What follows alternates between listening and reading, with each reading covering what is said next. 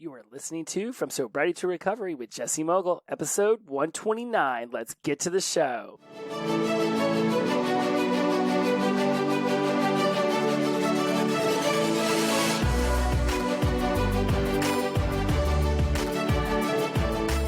Welcome back to From Sobriety to Recovery. I am your host, Jesse Mogul, and I am in addiction recovery. Back from the lake, unwinding the pines. I'm on Hocha time. I'm back from the lake, and I'm driving the boat. Don't look now, I'm on the mother effing boat. I was the captain. Go check out my Instagram and see me as the captain. It was a pretty awesome time, I will have to admit. I never know what to expect or what I'll experience when I go out to my parents. They've put together a pretty nice retirement and a life for themselves that I do strive to create in my own existence.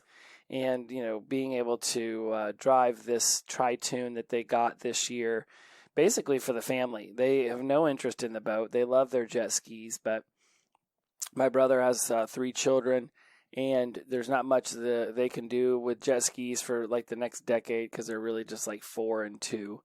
And so it was like, okay, let's get a boat. That was their idea. We had been pushing for it, but I didn't think they'd ever actually do it. And they did. And just absolutely love the boat. Just dropping the anchor or connecting it to a buoy and just letting the current just sort of move us back and forth and, unwind in the pines. Last couple weeks, I admit, July and August, I've really been pushing myself hard. Between the Happy Mind Lab, which is a collaborative effort with at Danny C. Muniz and at Carissa Moreno, you'll see her post a lot about their stuff. At Jesse Mogul and at From Sobriety to Recovery, you'll see me posting about Happy Mind Lab, and it's just an amazing opportunity to actually see the things you want to achieve in your life come to fruition with the help of us 3 coaches. And between that, and then of course there's the Wise Mind Empowerment and Leadership Experience, my online course. I'm going to be teaching my first NLP course online, Zoom version, later on, whether it's at the end of August or whether it comes in September, October. We're still figuring out the logistics. Some things got in the way of some of my classmates, and so we'll see where all that plays out. But I've really been pushing myself to get more enrollees and really roll that out, and I'm super pumped to finally teach NLP to all of y'all. A lot of you have reached out about it, so please, if you ever had any inkling about learning NLP and how it can help with your sobriety and recovery, let's get on a call. Let's talk about that. I've been in preparation of adding on more courses to the class, and I had this genius idea of having my second book come out on my sobriversary, which would be January 13th. Still on the fence about that one, but I've been starting to put together the notes and the chapters, and so all of this, right? And I ramble on through all of that because it's like even I realize that I take on too much at some points. I just sort of have habituated doing that to the point where putting it in my calendar and making it happen and going from client to client to client and running upstairs and knocking out the workout just to get in the steps, to get in another client, to get in another coaching session. It comes natural and easy to me now because I've been working at it so hard for the last 2 years. But you have to understand it within yourself, just like what I'm understanding within myself, is that there is a limit that we hit where we must know the signs of when we start to push ourselves too hard. And because we're 129 episodes into the show, I often don't go back and talk about those beginning stages of sobriety and recovery because a lot of you have been listening to this show linearly. So that tells me that most of you find it and you start at 1 and you work your way up. So by the time you've managed here, however fast you've listened to them, you've listened to me at year 2, and now you're finding me going into year 5. And so actually I started the show right around the time I was starting my 3rd year. I was getting ready to have my 2-year sobriversary, which was really the beginning of year 3, and now we're into coming up into year 5, right? 56 months. I realized that for a lot of you, you've been in this for a while, Even if you are only at 3 to 6 months and you blaze through the episodes, you're still listening as you grow here. And so I am going to be talking a lot more about the stages of the beginning stages as we do September, because September is National Addiction Recovery or Substance Abuse Month.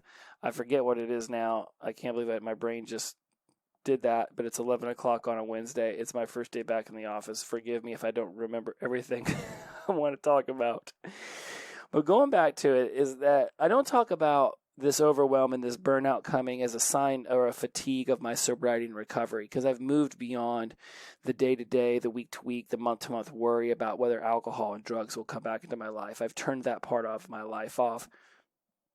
It's gone. I'm not worried about that. I know some people would hear me say that and want to freak out, be like, "Oh no, dude, you gotta admit you're an addict, and you gotta admit that you don't have any self-control, and you gotta release the power to somebody else and higher power and all this other stuff." And that's great if that's the code that you want to go by. I say nothing about how other people want to drive their sobriety and recovery. Whatever you decide to use as your driver, that's you. If it's working for you, great. If it's not working for you, then you should DM me. I've got some other great ways that we can start to really shift your thinking. For me, I've just turned it off. I've turned off that part of my brain that wants alcohol or drugs. When I see people drinking, it baffles me why they think that that's a good time. It baffles me why they would overconsume beverages that would cause them to feel like shit the next day. It baffles me why I ever thought that getting blacked out on a jet ski in the middle of Oklahoma was a good idea when I have so much fun not being intoxicated. I remember it all. I see the wildlife running along the shoreline. I marvel at the big birds flying overhead, and the feeling of the water hitting the jet ski and splashing up my face.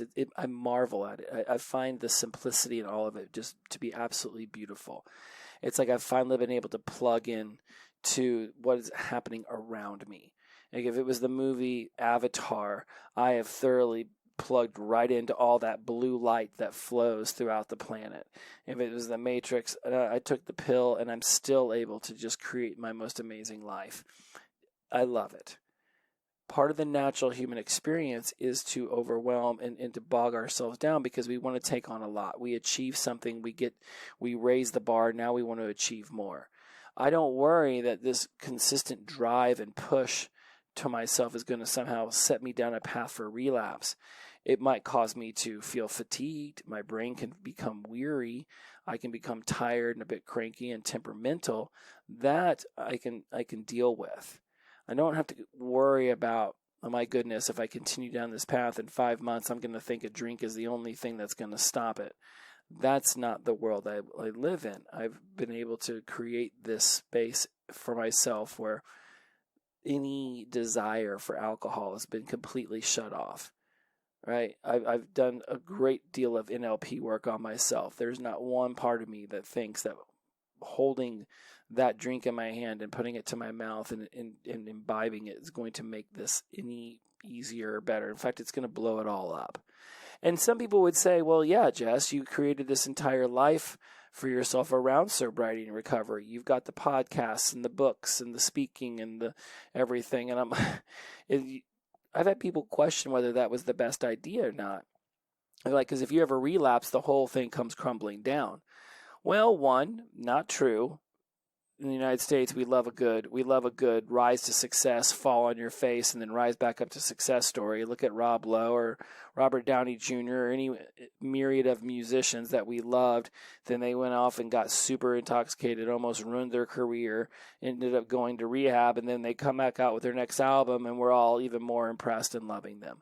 So this country loves a good success story. So even if that were to happen, I don't think my whole business and my whole life would crumble down. In fact, it'd probably just make a really great chapter in the movie where hopefully Jared Leto would play me.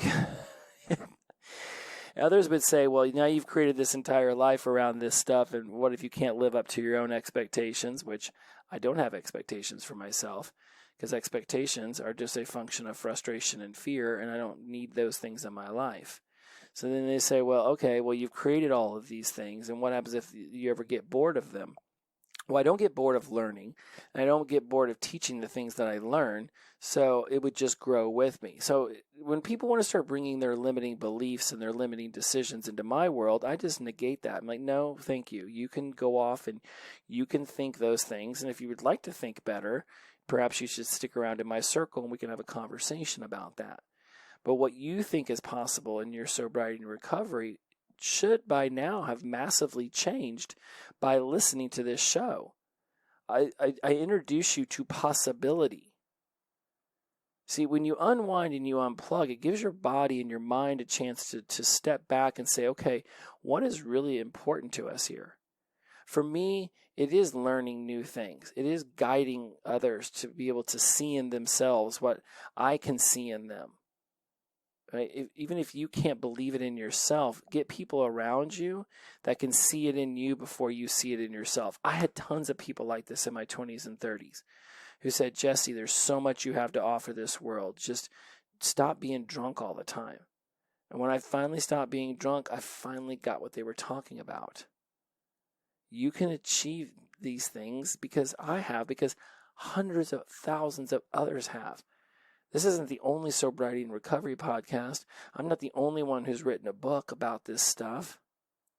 See, when you have a limiting belief about what you can achieve, who you can be in your sobriety and recovery, and in life in general, not just sobriety and recovery, but in life. We get sober to be able to walk around and just live a life without intoxication. Not to tattoo on our forehead, I'm an addict. I don't need to start every conversation off with that. Trust me. I wear my really cool chakra necklace with my sobriety chips on it, and people make comments about how pretty it is and how awesome it is, and I'll give them a bit of a backstory.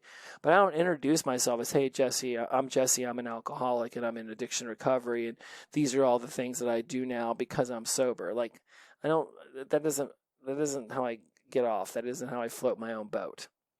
But when you start asking yourself what you think that you can achieve, ask yourself what beliefs you have about yourself that are living inside of this limiting belief bubble that you've created. So your limiting beliefs can only exist when you start to build a boundary around them. And this boundary are the rules that you've set for what it is you think you can achieve, who you think you are, who you believe you are. You start saying, well, I can't stop saying that I'm an addict, because if I do stop saying I'm an addict, then I'll forget about the pain and misery of being an addict, and then I'll go back to my old ways. I mean, listen to how that sounds. If I don't keep telling myself and reminding myself I'm an addict, I'm going to forget what being an addict was like, and then I'm going to go back to my old ways. I don't need to be reminded of how painful those hangovers were. The locomotive slamming through my brain and my body just deteriorating and always feeling hungry, but at the same time not able to eat. I don't enjoy those memories. I do not need to walk around and smash my hand with a hammer every single day to remind myself how painful smashing myself with a hammer is. Smash your hand with a hammer one time, you will remember how painful that was. I'm hammering the nail. Wham! There went my thumb. I don't need to do that every day to remind myself how much that sucks to do to myself. You don't have to remind yourself every single day what being an addict was like to know what the pain of being an addict was like. So when you have these limiting beliefs, and right now I just keep air drawing this square in front of myself, these limiting beliefs exist in a bubble, and you build these boundaries around them. And you lock yourself into this mindset that you can't become anything that isn't within this box where your limiting beliefs exist. So then through NLP, we start asking ourselves questions like, what would it be like if this problem wasn't a problem and instead it was more of a solution opportunity? Where in my life have I achieved something similar that I can now draw upon for the experience and I can move through this? Where am I not seeing a solution that if I were open to seeing a solution, the solution would be obvious to me? I know some of these questions sound super weird, and that's the point. It's called quantum linguistics, and it's supposed to confuse your brain so it moves past your critical faculty, that thinking part of your brain, and it's able to slide in to more of that unconscious awareness, that seed of emotion.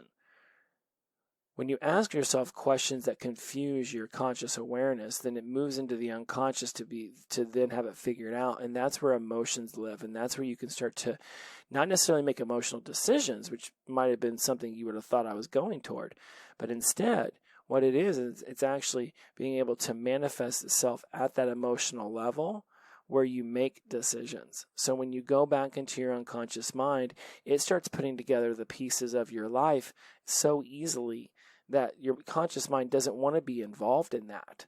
Because the conscious mind wants to use rational thought, and it wants everything to be linear, and 1 + 1 = 2. In the unconscious mind, 1 + 1 + 1.2 equals whatever the frick it wants it to, but it'll figure it out for you. This is why I teach my clients, and I know we've talked about this on the show, how to access the unconscious mind to help them with tasks. Before you go to bed at night, find something that's challenging you, find something that you would like a solution to, and just task your unconscious mind to come up with the solution while you're asleep. Use this sentence: unconscious mind, I task you to help me connect with my partner in a more passionate way, in a more sympathetic way, in a more communicative way. Whatever you're seeking, unconscious mind, I ask you to, I task you to. Unconscious mind, seek out the solution for how to save up $500 so I can join Jesse's coaching program. It could be something like that, shameless plug. But you ask, unconscious mind, I ask you to, I task you to. Unconscious mind, seek out, and then tell it what you want it to do.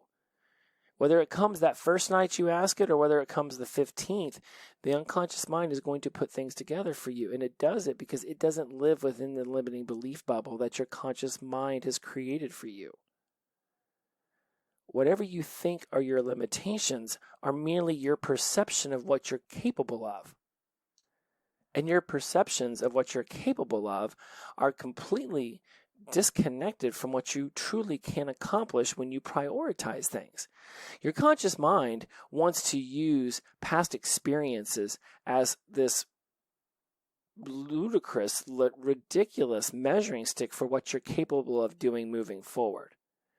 But if I was going to do that, then I would look back at what walking was like as a 3-year-old and say, well, I could never be a runner because look how difficult it was for me to even walk. But I'm 45 now. What the hell does me having fallen down 87 times while learning to walk as a 3-year-old have to do with anything? And again, I know nothing about childhood development. So if 3 years old is a late time to learn to walk, then just assume I learned to walk at the normal age that everybody else does, because I don't know. I'm just using an example here, right? If you weren't a great communicator at 23 with that one particular relationship, that doesn't mean that you can't become a great communicator at 29, 37, 42, right? Past experiences do not necessarily dictate future success. Unless you are going to continue doing the things you did then you might continue to get the same results. And that's what having this limiting belief bubble will do to you. You'll live inside this limiting belief bubble, so you won't think that you're capable of anything outside this bubble, that you can't break through your boundary box. And so you'll just do things the same way over and over and over again and continue to have the same life day after day after day. When we overcomplicate things in our lives, specifically because this show's about sobriety and recovery, when we overcomplicate it and we try to have 87 things in place so that we can go do something, when we break it down, what it really comes down to is just realizing that the life you've created for yourself right now, today, and I could point out, I got a story about every single one of my tribe members where they've said something that leads me to believe that they still believe that they're handcuffed to this addictive substance, that they're still just one bad decision away from falling back into their old self. But then they go off and they tell me about the awesome relationship they have with their boyfriend or their wife or their husband or their partner, and how their children look at them differently, and how their kids are going off and doing amazing things in school, and that, am I even being a good parent? I'm like, are you kidding me? You imagine what your child is seeing from their point of view. You were one way. You made a massive decision to become a different person, and now you're becoming that different person right before their very eyes. They're seeing the hard work. They're seeing the dedication. They're seeing you get on Zoom calls at 6 o'clock Pacific, which is 9 o'clock Eastern, and showing up day after day after day and making sure that you're there and you're learning. And then you come and you start to talk to them differently, and you start to behave differently around them. And where you used to snap and scream and yell, now all of a sudden you breathe in deep and you have a rational, normal, loving, heartfelt conversation with them. Like, trust me, they're kids. Their brains know nothing more than to make meaning out of everything and build habits and to notice patterns. It's what they do. I'm reading an amazing article about the age at which children start learning to lie, and it's right around that 3 or 4 range, and it really starts to accelerate and reach a crescendo in the teenage years. And it's in this time in our lives when we're trying to figure out the boundaries, we're trying to figure out the life and the world around us, that we're most seeking out people to model behavior after. So when you start to think about, well, what if I fell back into my old ways, right? You already found a sponsor, you found a mentor, hell, you found my show, right? So you start modeling your behavior after the stuff that your sponsor, your mentor, me, the things we talk about. And you start to release your identity that you had around who you were then on the substances, and now you're creating a life outside of that. The only reason, I'm not going to say the only reason, but I would think a primary reason why people would fall back into the old behavior, beyond the fact that you were white-knuckling it, you were in sobriety, and you really weren't working on recovery, right? Like that I can understand, where the rationalization of the falling back might come more easily if you've just basically taken alcohol and drugs out of your life, but nothing else has changed. And we make that joke all the time, or at least I do, about how if your life basically looks the same and you just come home, sit on the couch in your underwear watching The Simpsons eating donuts, and the only thing that's different is there's no alcohol or drugs around you, then you're just in sobriety. And you got to start to really push yourself. Understand the whys of why you got addicted, and the hows and the whats. Like, this is what I teach. This is what my tribe talks about. This is what NLP has opened my mind up to. And then whenever you're looking around and you're starting to ask yourself, am I making an impact on anybody with my sobriety and recovery? Look no further than your own family or your own children, and notice what they're noticing about you. Notice how different you are behaving around them now. We can't be guaranteed that because we start acting more desirably, that others will follow suit. I posted about this in Instagram the other day. Like, we're not really sure until we break it down through NLP. That would mean that the person, the criminal, the person who, the misfit, the miscreant, whatever, would have to sit down for a session. We're not sure why they go off and they act undesirably while somebody else goes off and sees what you're doing and then acts desirably. We haven't really quite figured that out, again, until we break it down using NLP. And there's a story we learn in Master Prac where it's like there's a family, the dad's a criminal, a user, an abuser, all that. He has twin sons. One son goes off and becomes a lawyer and helps people in court who were taken advantage of by people like his dad. His twin brother goes off and becomes just like his dad. And in their 40s, when sat down by some psychologists and asked, why did you do the things that you did? Why did you become a lawyer while you became a criminal? Their answer was the same. With a father like that, what choice did I have? We don't know why one brother went off and acted the criminal life while the other one went off and did the lawyer thing. Right? I don't have access to these people to sit down and find out where in their life something that they witnessed became an anchor, that became a belief, then that became a habit, then became their identity. But you're doing this to yourself too, right? Like, you're behaving the way you behave. Do you even know why? Can you go back and can you find that one little driver that whenever you pull that out, all of a sudden everything else crumbles around it, and now you get to rebuild yourself the way you seek, not based off of these pre-programmed behaviors that came at you at a young age. When we overcomplicate the sobriety and recovery, what it is, it's almost like we start to try to build all of these things on top of corrupted foundation. When it's so much more simpler when we just go in and we just completely remodel the foundation. There's nothing wrong with pushing yourself, and pushing yourself to achieve more in your sobriety and recovery.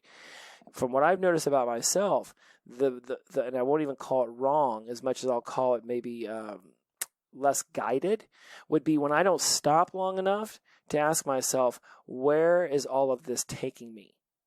What is the outcome I really seek? Am I still clear on my well-formed outcome that I had 3, 6, 9, 12 months ago? Things are always changing. Life is bringing new awareness to you every single day. What are you doing with all of this new information? If you're not being self-aware enough to realize that you're learning new ways to communicate, that you're learning new ways to talk to people, then you can most easily, when cornered, find yourself behaving the same way that you always have. But when you stop long enough to just realize, wow, I am nowhere near the same person I was a year ago. Is what I'm getting ready to say, is how I'm getting ready to act, is this behavior appropriate with this new person that I've created now? When you're living in this limiting belief bubble that you're only capable of achieving what you've already achieved in life, then you're living in a fixed mindset. And principle number 1 in my book is called, it's all about developing the growth mindset. It's not talking about having a growth mindset.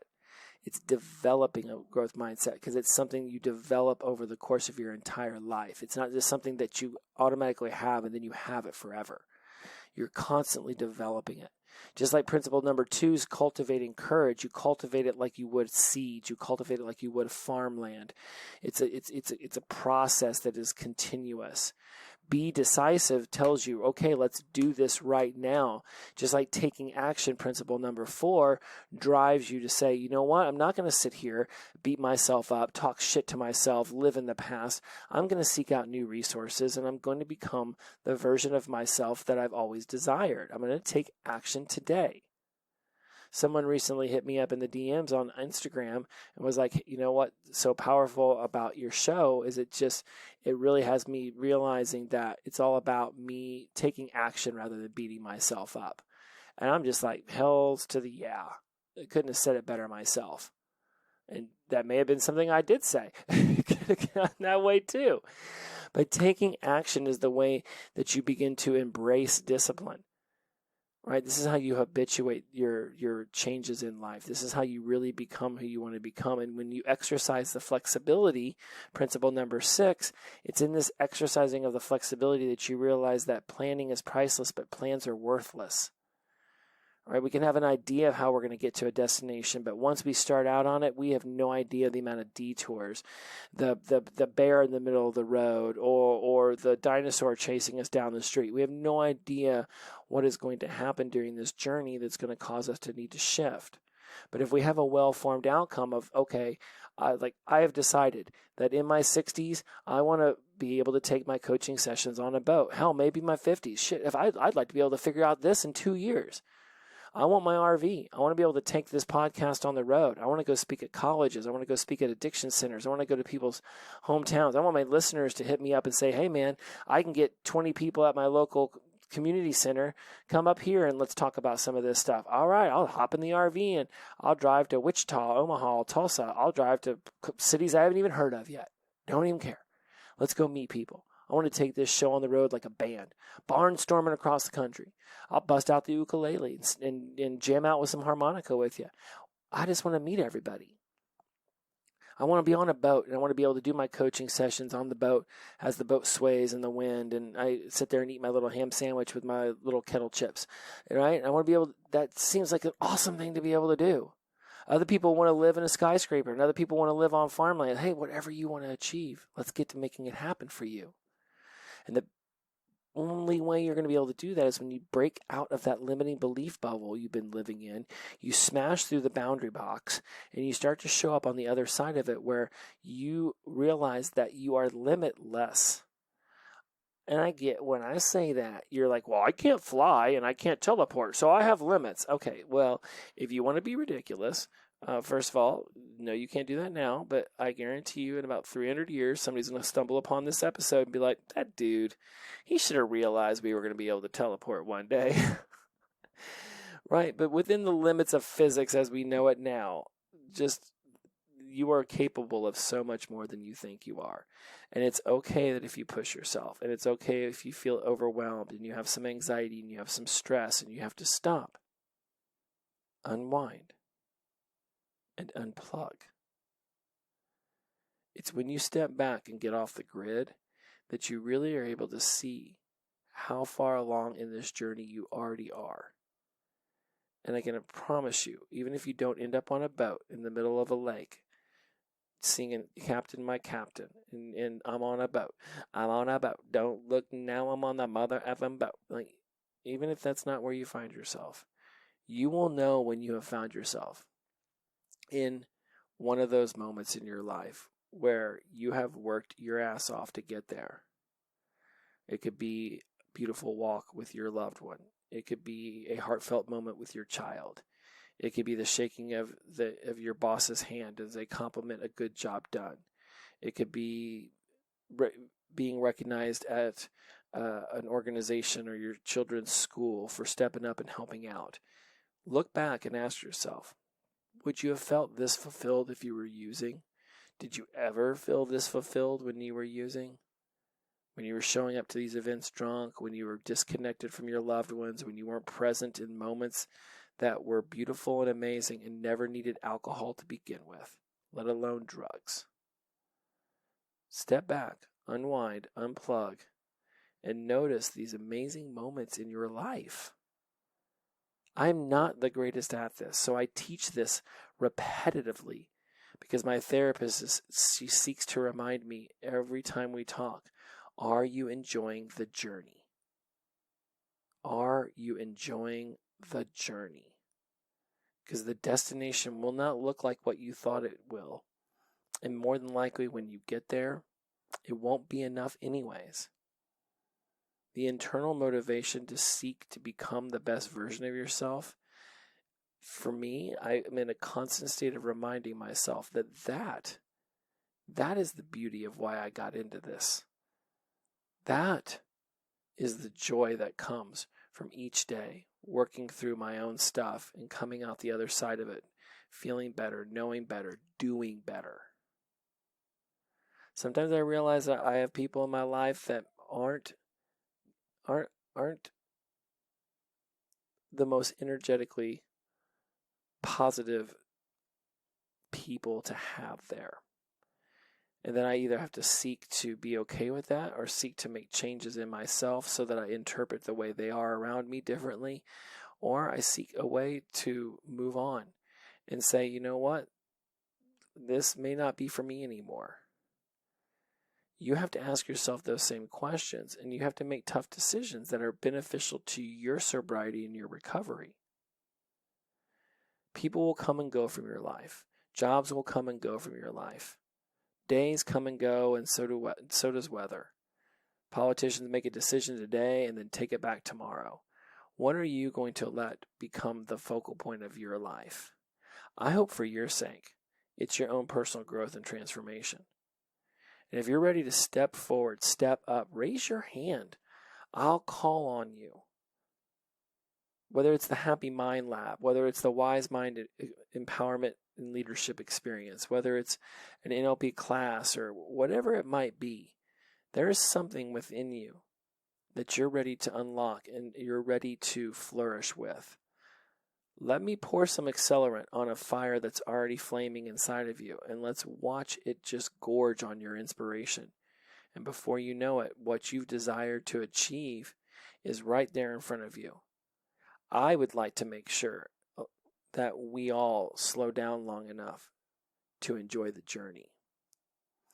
All right, my friends, Go check me out on Instagram. I'll be posting boat pictures over on Facebook too. I'm so excited. I can't wait to show you guys my Kawadi buddy. Remember, simplify, simplify, simplify. And if you ever feel overwhelmed, turn off the phone, turn off the computer, walk away from the technology. I'm not saying you got to take off your shoes and go be one with the trees, but humans were not built to stare at shiny, flashy screens for as long as we have become habituated to do this for. It is time that we all just step back, get away from electricity for a little bit, and figure out a different way to recharge the batteries. You might say, but Jesse, I love social media. I always feel so great. I'm telling you what it's doing to your brain, what computers and TV and tech are doing to our brains isn't as beneficial as we think it is. So step away from the computer, turn off the electric items, go do something away from them. And I can assure you, when you come back, you'll feel less weary, you'll feel less fatigued, you'll be energized, you'll be jazzed. And by goodness gracious, I cannot even begin to express to you how good I feel having done that. Inclusivity over exclusivity, the power of positive energy, release and flow. Every day is the best day of our lives because we wake up sober. Shout out to Sunshine. Glow on. I'll see you next week. Bye-bye.